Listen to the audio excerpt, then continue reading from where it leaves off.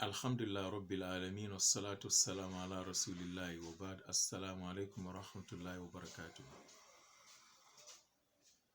We thank Allah subhanahu wa ta'ala who spares our lives to this moment. The issue of Israel and Palestine is our major concern as Muslims, is our major concerns as human beings, and is our major concerns as people who feel a sympathy for others. Put yourselves in put yourself in the shoe of the Palestinians and then think how painful that situation would be. That is empathy. But we insist that Israel has no any sin. Wallahi, the people that failed Palestinians are the Muslims, the Arabs, and the world. The America has failed Palestinian. The UN has failed Palestinian. The France, the Germany, and all these countries have failed Palestinians. The Arabs could not help their brothers who share the same religion and the same culture, the same complexion and everything with them. They could not help them. Instead, they are turning themselves somewhere else. So if we mind our businesses and we are up to date according to our responsibilities, I think Palestinians shouldn't be in that situation.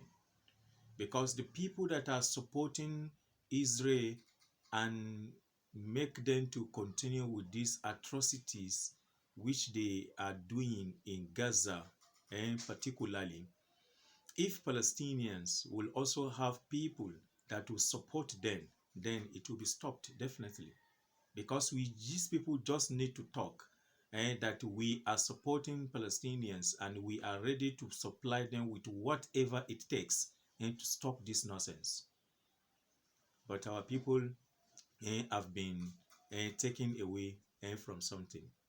Remember, my brothers and sisters, the Prophet Muhammad sallallahu alaihi wasallam told us, as he narrated from Allah subhanahu wa ta'ala in Hadith al-Qudusi, that Allah the Almighty will say in the day of Qiyamah that Ya ibadi, my servant, maritu falam ta'udni. I was sick and you didn't pay me any visit in the world. And then the servant will say, the Arab, how can I visit you? How can you even sick? And how will I even visit you? Even if you are sick. And how will you sick as a Lord? And then Allah subhanahu wa ta'ala will tell the servant that, don't you know that a servant of mine was sick during your lifetime and you didn't visit him? Now, what I want to deduct from this Hadith al-Qudsi is that what is happening in Palestine today is not even a matter of sickness. It's matter of taking people's life. Thousands. What are we doing? Do we think Allah subhanahu wa ta'ala will leave us in the day of Qiyamah scot-free? If a servant, a believer, will be sick in this world and you didn't pay him visit, your visit has nothing to do for him. But Allah subhanahu wa ta'ala will have to caution you in the day of Qiyamah. What about a servant that is been slaughtered, that is been attacked, that has been bombed? Children have been killed, women have been killed, hospitals have been bombed here and there, and we are not doing anything. We are just targeting ourselves to reach a position, Vision 2030, Vision 2034, Vision 20 Kaza, Vision 20 this and that, and we left our brothers and sisters in the hand of the enemies of Islam, enemies of Arabs, and enemies of humanity, and people that are senseless human beings, because I believe a sensible person cannot do that. If you are looking for Hamas, go and kill Hamas. Why killing civilians? How many Hamas have you killed? Do you even say them? But the major problem is from ourselves. Why do we fold our arms? Why our leaders fold their arms and be looking at these people doing all these kind of things in the Palestinian? So if Allah subhanahu wa ta'ala will ask you about a servant who was sick and you didn't pay him any visit, well, then what about a servant that was killed under your watch? A servant that was bombed under your watch? and you have that capacity to prevent it or to stop it, and you didn't do anything. You are just overtaken by worldly materials. You don't want to die, or you don't want and your vision to have any cheekers, and that is why you leave your brothers, your sisters, and you leave humanity in the hand of these people are dealing with. But what I am very sure about is that this atrocity will not continue. One day Allah subhanahu wa ta'ala will intervene, and when Allah subhanahu wa ta'ala comes to intervene, it will be very bitter for Israelite that day. Israel, you better stop. These people are your brothers. They are your brothers and they are your sisters. Live in your country and let them live in their own country too. Don't look at them as enemies. Even if they have to look at somebody as enemies, it is you people that are enemies, because it is Israelite or Israeli that is committing any kind of calamity or causing any kind of calamity in that region. But we should mind ourselves as brothers and sisters and do the needful, because Allah subhanahu wa ta'ala will not leave us scot-free in the day of Qiyamah. Wallahi, Allah will ask you. If Allah will ask you about a servant that was sick and you didn't pay him visit, how about somebody that was killed under your watch? The Prophet sallallahu alaihi wasallam said, as I mentioned earlier, that yushiku an tada alaykum al-umam kama tada al-akalatu ala qasatiha. These companions were surprised that it is very close that some people will gather and will form a union and be fighting Muslims. That is what is happening now. Look at Israel, as small as Israel, as weak as Israel. It has formed alliance with some big countries and some people that they think that they can do or undo. And look at what is happening to Muslims.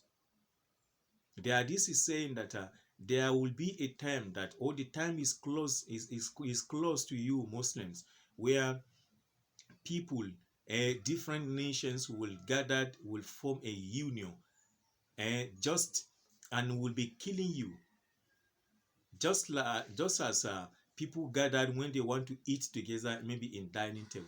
When you see a dining table and dishes have been placed on it, you see people go around the table and everybody will be eating. That is how people will gather and be eating Muslims, killing them. This is what is happening today in Palestine, because what is happening in Palestine is the same thing. Allah subhanahu wa ta'ala will not leave us in the hand of the enemies until we leave our responsibilities. Let us assist our brothers and let us do them favor. What can we do? What can we do to favor these our brothers? One of the major things we should do as Muslims today is to create awareness for Muslims, because many Muslims today do not even have good orientation about the Palestinian people. They think that what is happening in Palestine is not of our concern. Maybe it is not in our region. Just as I had a scholar saying some times ago that if we are the dwellers of the Kudus or Palestinian today, then we should be the victims of Israeli also. So what can we do? One of the major things I think we can do is to create awareness. Let us create awareness within ourselves that the issue of Israel and Palestine is our concern.